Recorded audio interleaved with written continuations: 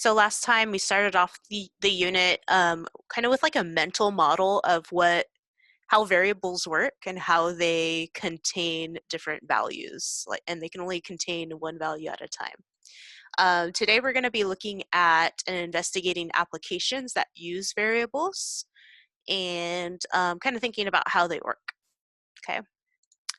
All right, so it's going to be a mix of you like answering questions in Pear Deck and me kind of walking you through code on code.org. All right, so as a warm-up, let's do a quick review. How does a baggy represent a variable? So going back to that mental model that we were using last week, how did we use a baggy to represent a variable? So go ahead and answer that on the Pear Deck slide. I'll give you a moment to do that.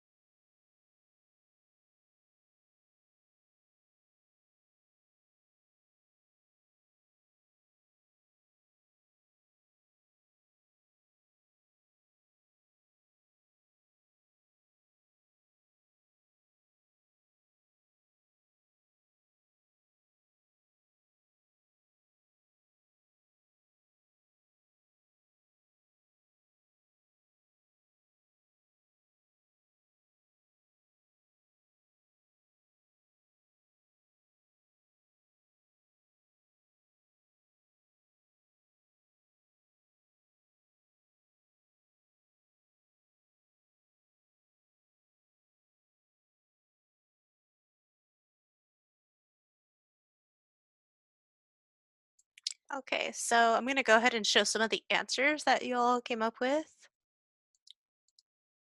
So here's a couple of them. One student said a baggy holds something like a variable holds a value.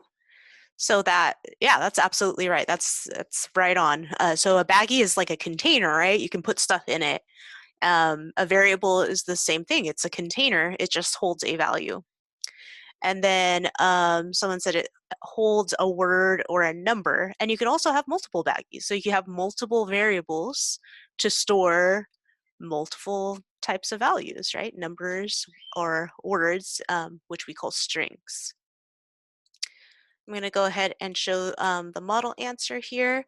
So a baggy is a container just like a variable is a container. And a variable can hold at most one value. I think one of you said that, and I meant to select your answer. So remember that a variable can only hold one value at a time.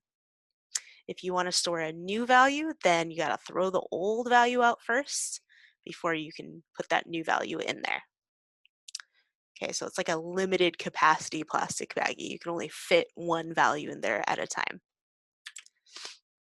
Okay, so now we're going to start with our activity. And for this, we are going to be investigating applications that use variables, and we're going to learn some common programming patterns that are used with variables. As I go through these different stages of code.org, you can either open them up and play along with them with me, but I know a lot of you are using the district laptops, which have very small screens. So if you just want to watch me go through the application and play with it while I'm explaining, that's totally fine too. Okay. Okay. So if you want to open it, there's a link up above here. Whenever you see this icon right here, there's a link. And so we're going to look at level 2, and we're going to be running the application.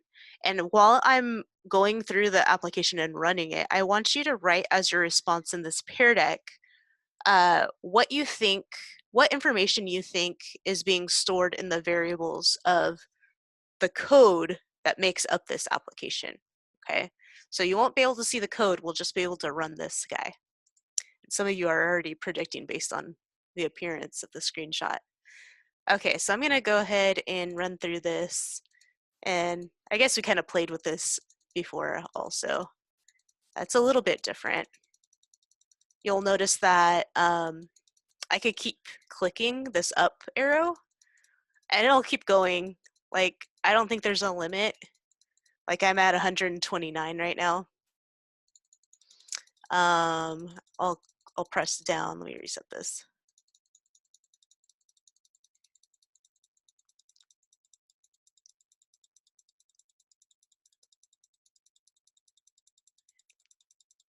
Yeah, there doesn't seem to be a lower limit either on this one. Like, I can even go negative. If I press, the home button doesn't do anything. So some of you, I see you're writing stuff about login. It's not that same application we looked at, so there's no login. It's really just this one screen. And this one screen just has two buttons, one that can raise or increase the value of the temperature on the screen, and one that can lower.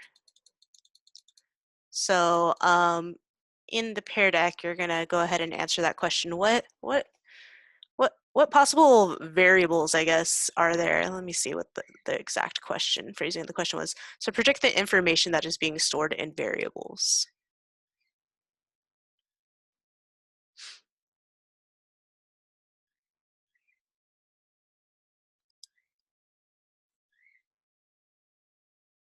I'll give you a moment to go ahead and answer that question. So we're not talking about the events this time, right? That was our previous unit. Now we're talking about what information is being stored in variables. So we're talking about values. What kind of values are being stored in variables? What do you think?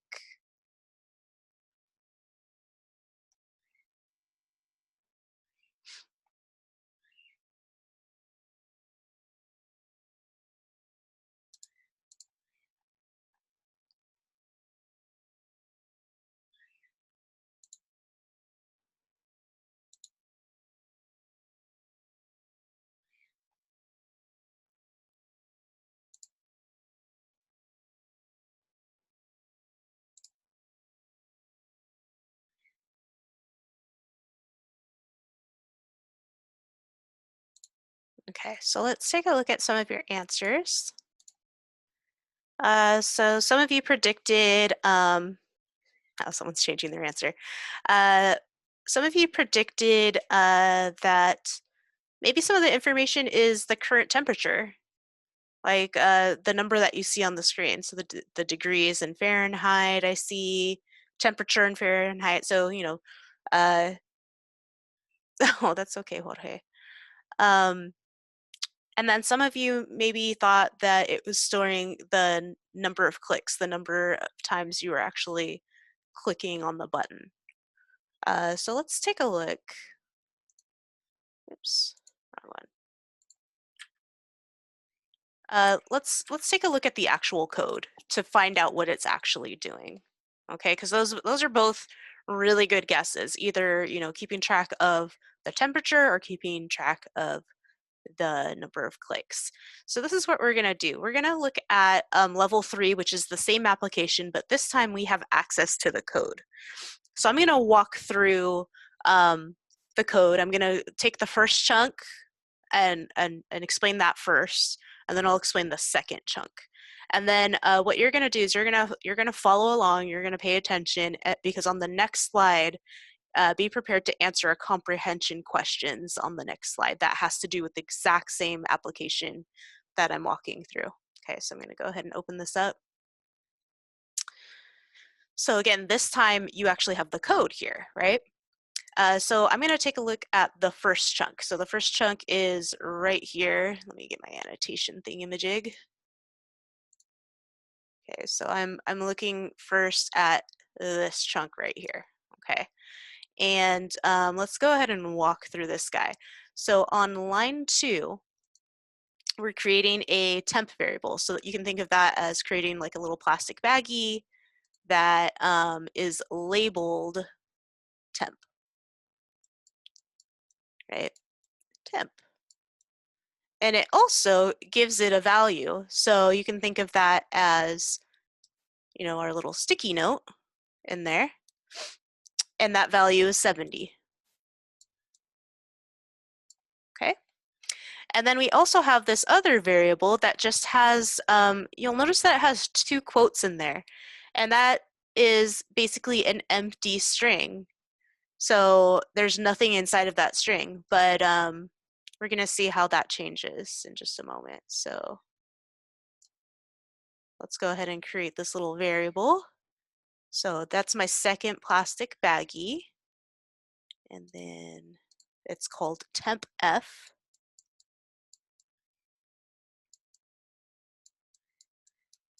And then its value is just an empty string. So I'm going to draw my little sticky note here. And so this is an empty string. There's nothing inside of the quotations. Okay. Now moving on to line 7. Also, we could look at the comments here that kind of explains. So this is for the button that decreases the temperature by 1 degree Fahrenheit. Okay. So we got this event handler, which is for the event that we click on this down button right here. Okay, so this happens every time we click the down button. So look at line 8. Line 8 says that we're going to take whatever is inside of temp and we're going to decrease it by 1. So every single time we click on this guy, we're going to replace whatever is on this sticky note for temp, and we're gonna go ahead and decrease it by 1. So let's pretend we clicked on this button once. What's gonna happen is I'm gonna erase the existing value, and then I'm gonna go ahead and replace it with 69 because we decreased 70 by 1. All right, so now we've got that sticky note, we've got that new value in there, and then we would go to the next line here. We would say temp F gets whatever is inside of this temp variable, and then we're going to go ahead and add on this string, which is a space and then an F. So let's see what that will look like. So let me erase what's in here. Oops, I deleted my sticky note. Let me redraw my sticky note, make it a little bit bigger. Okay, so this time temp F is gonna get temp, which is 69, and it's actually going to be a string because we're adding on a string to it. So I'm going to put my open quotes. Then we're going to have a space and then F for Fahrenheit. And then a closed string. Okay, so temp F is going to have the string 69 space F.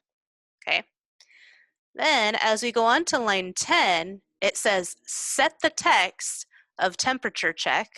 And if we mouse over here, temperature text. This is temperature text right here. So we're gonna set the temperature text to temp F.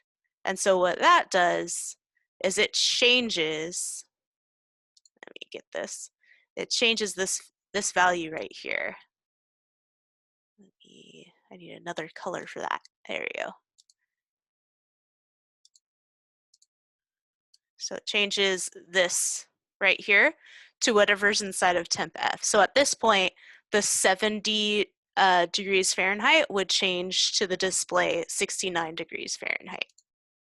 Okay, and then it would play the sound, which is that little clicking sound that you were hearing every time you press this button. Okay, so essentially this is how we are changing the degrees that is displayed on the screen. And if you look at it, the variable is tracking the number of degrees, the actual temperature, okay? But then you have the second one that'll be the string to display. So we've got one for a number and one for a string that uses that number, okay? All right, so let's look at the second chunk now. Okay, so let me erase this. And I'm going to scroll down to the second chunk. So now I'm looking at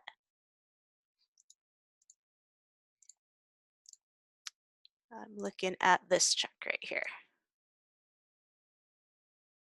Okay, so this one's very similar, except this is an event handler for clicking this up button right here. So every time we click this up button, we're going to be doing something that is almost the same as what we did for the previous one. What do you notice is the difference? So particularly look at line 8 and line 17. What's the difference between those two? What's the major difference that you see?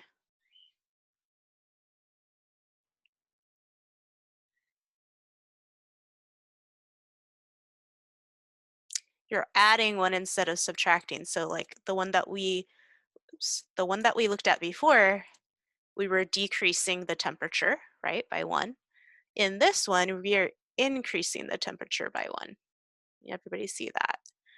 Okay, so it's actually going to act in a very similar way as the event handler up here, except when we click on this button, we're going to be adding to the temperature.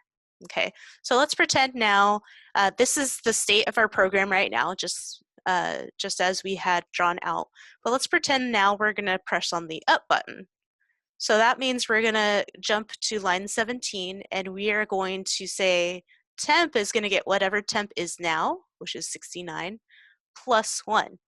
So that means we're going to go ahead and replace that 69 with 70, because 69 plus 1 is 70. Okay? And then we go to line 18, and it says temp F is going to get whatever temp has, which is 70, plus the string space F. So that means we're going to go ahead and we're going to erase what's in here now. And we're going to replace it with the string 70 degrees Fahrenheit, right? So that's after we ran 18. Then on line 19, it says set the text of temperature text, which is over here. I put a yellow box around it, to whatever temp F has. So now it's going to change the display to 70 degrees Fahrenheit like it has now. And then it's also going to play that clicking sound as you're clicking the button. Okay, so let's go ahead and run this one more time. So if we run this, right, we press the up button, it is physically changing the temperature variable value to increase it by 1. And then it's changing the temp F string value to be 71 degrees Fahrenheit, and it's setting that text here. Okay, same thing that happens when you're pressing the down arrow. It's decreasing the temperature by 1 each time, and then setting the temp F string to that degree plus the Fahrenheit, and then setting the text on the screen. Okay, so let's see how well you understood that walkthrough. So I'm going to switch back to the Pear Deck, and you can switch back there as well. And we're going to go ahead and you're going to do this interactive slide. So I want you to drag the red thumbs up icon to the line that increases the temperature's value. So the actual line, not the event handler, but the actual line that changes the temperature's value.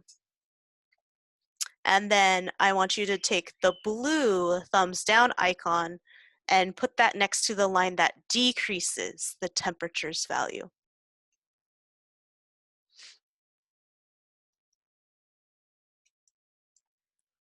So you've got these little icons on the bottom here that you can click and drag.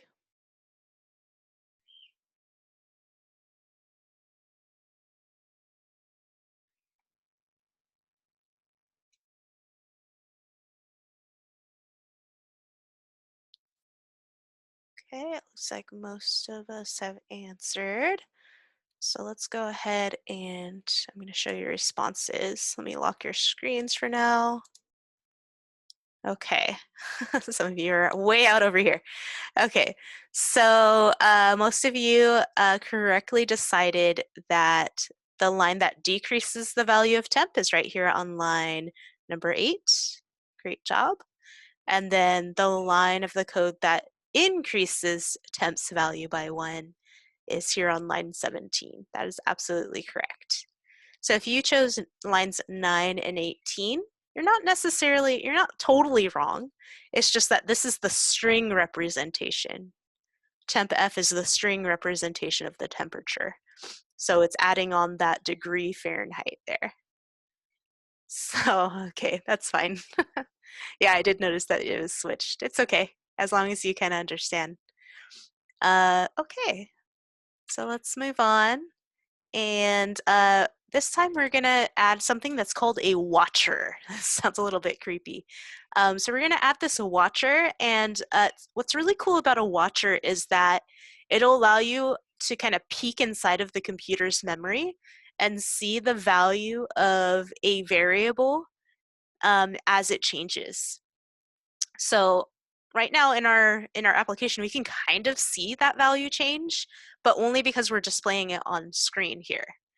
But there's going to be a time when you're not really sure if your variable values are changing or not, and so this watcher thing is going to allow you to kind of peek under the hood, so to speak. So I'm going to be doing this on my screen, so you can go ahead and watch as I do that. So I'm going to still be on, what was it, puzzle number 3. So let me go ahead and go back there. And yeah, this one. Okay, so we're going to add a watcher. And the watcher that we are going to add is one to track temp. Let's see, it didn't actually, this used to be an animated GIF, but we're gonna watch temp, okay? So we're gonna go ahead and we're gonna type in the variable that I wanna kind of see here, and I want temp. Okay, so you can actually see, is that big enough for you all to see? So this area right here on my screen, let me put a box around it. So I'm looking right here at the very bottom of my screen. So I just added this watcher by typing in the variable I want to keep an eye on. And I put in temp. Okay, so let's go ahead and see what happens to the watcher area as I interact with my app. So you can see as I'm clicking the buttons, I'm allowed to kind of see into memory, and I can see what temp changes to.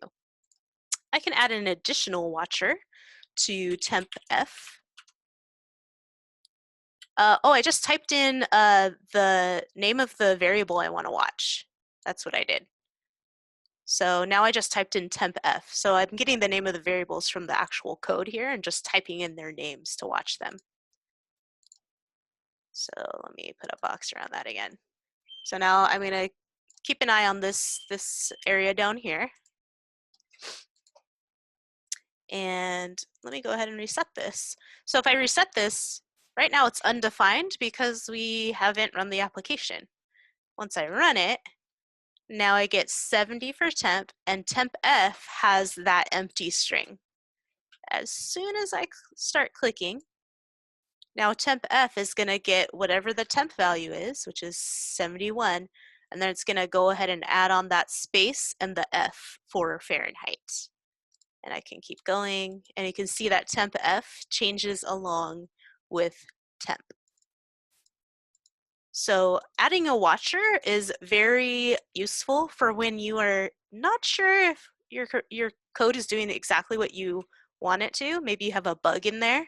You can actually watch your variables change as the program executes. So it's a really useful tool that we'll be using. All right, any questions on the watcher? The watcher, it sounds like some sort of supervillain or something, or hero, I don't know. Maybe an anti-hero. Anyway, all right, so let me know if you have any questions on that. We're gonna do one last thing in level 3. Together, we're gonna change the code so that every time we click on the up and down arrow, we're actually changing the degrees by 2. So let's see if we can do this. What do you think we should do? How can we, first of all, let's talk about the down button. What if I wanted to change my temp value by decreasing it by 2 instead of 1? What line would I change?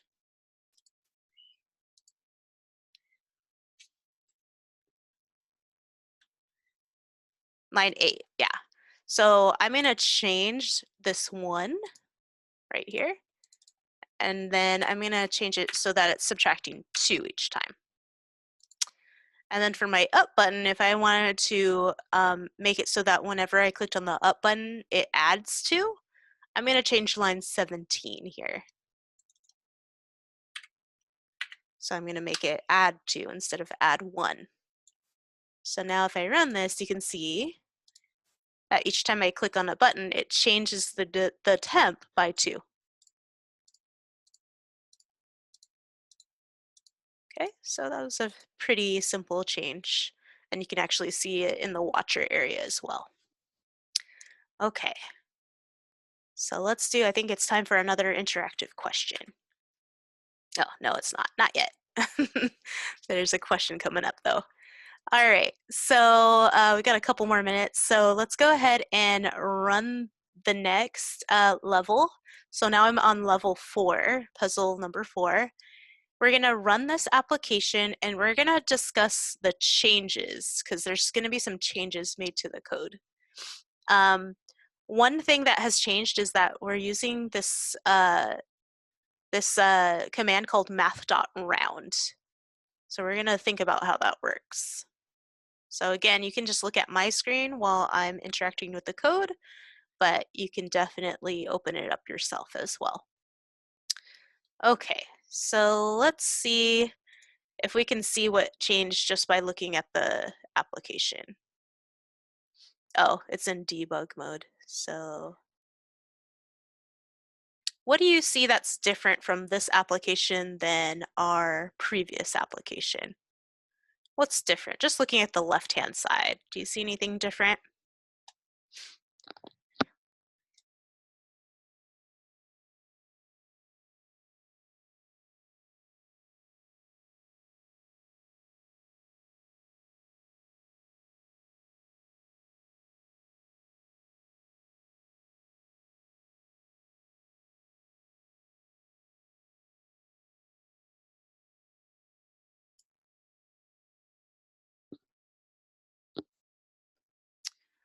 Oh, you're looking at the code. Okay. Yeah, that is different. So line 3 is definitely different. We are calculating the temperature in Celsius.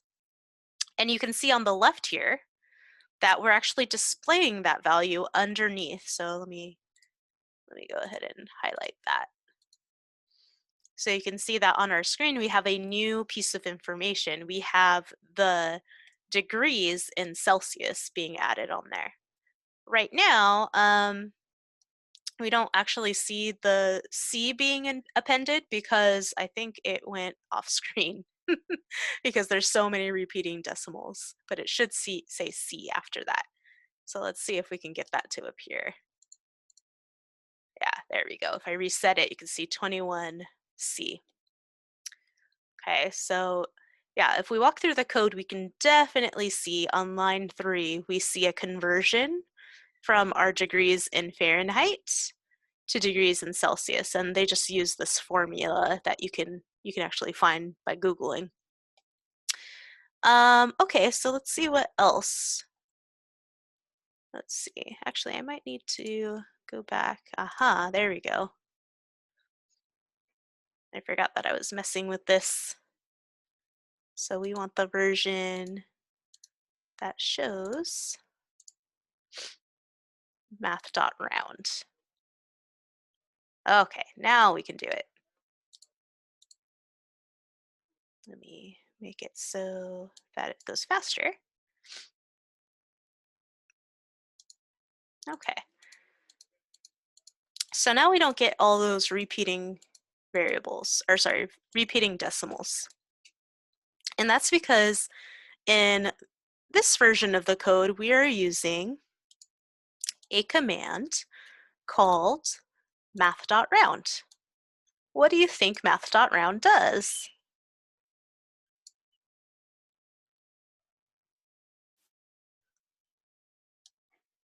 So looking at the display on the left, it rounds up the math. I like that. Rounds the math. Yeah.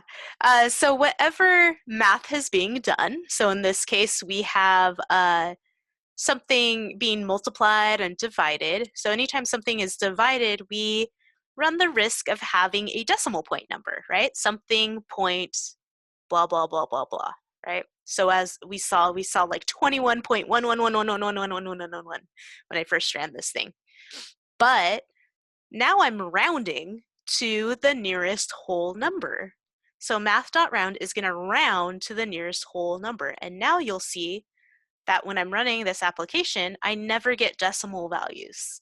I'm always getting whole number values for the Celsius. So I can see 30 degrees Celsius, and it doesn't matter how many times I click this thing, it's always going to round to the nearest whole number. Okay. If we delete that math.round like I had originally, we're going to see repeating decimals, and sometimes it'll be so repeating that we won't see the unit C here. Okay, so anytime we want to round to the next to the nearest whole number, we need to use math.round. Okay, so let me see what we got left here. I think that this is a good stopping point. Yeah, so we're about halfway through. Oh, let's do this quick little question. This is a good closeout question. So how can we change the lines from the code so that when we display our degrees Fahrenheit and degrees Celsius, there's no space between the actual temperature value and the unit F or C, like Fahrenheit or Celsius? Which one should we pick? A, B, C, or D? So again, we're looking for the temperature value and no space in between the F and the C.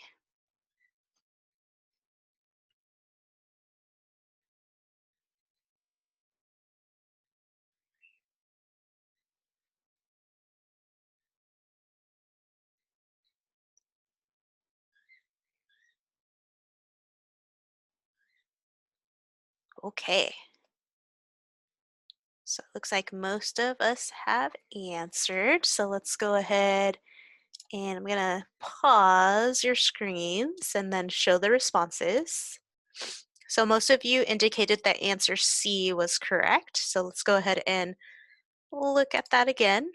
So here is answer option C. Let's see, let me draw that one. Here's C right here. And what I want you to notice is that this is the only option where there's no space before the C and there's no space before the F. So this is going to correctly print out, say that the temperature for Fahrenheit is 70. That's going to print out 70F with no space in between. And let's see that, say that the corresponding C value for that is 20. It's going to print out 20C with no space in between. A is wrong because we have a space here before the F. B is wrong because we have a space before the F and a space before the C. And D is wrong because we have a space before the C. So this is the only one that doesn't put a space before the F and the C both. Okay, so that's the correct answer.